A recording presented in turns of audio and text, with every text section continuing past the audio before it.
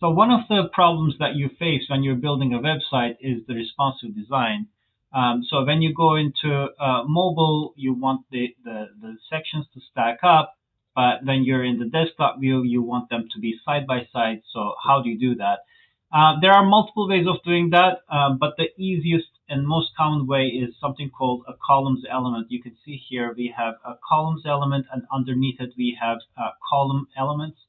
And when you go to the settings of the columns element, you will see the layout options. And so there are multiple options here. You can do two column layouts.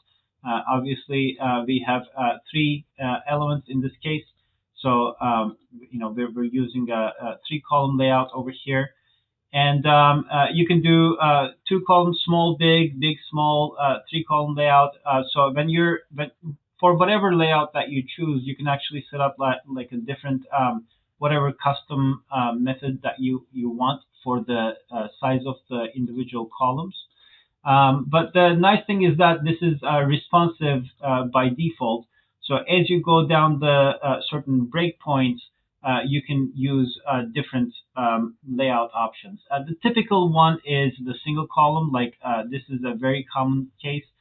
When you go to the mobile landscape view, you switch to a single column, and when you're in desktop, you're three columns by default.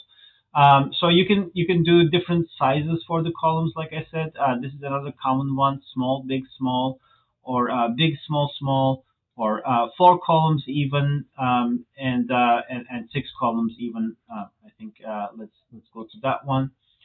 Six columns even. You can set it up like that.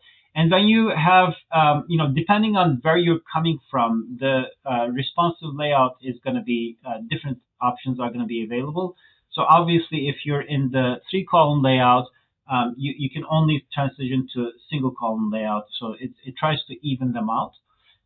But if you're in, for example, four column layout, then you can switch to two column layout. And if you're in the six column layout, normally in the desktop, you can switch to three columns layout. As you go into the tablet view, you can see over here, it's switched to the three column layout even. So yeah, I mean, you can. This is it makes it very very easy. If you want to add it, you can just come over here and add wherever you want. So in this case, it comes over here, and then you can start adding whatever you want into individual sections, and you can start laying them out responsibly. That's about it. Thank you very much for watching.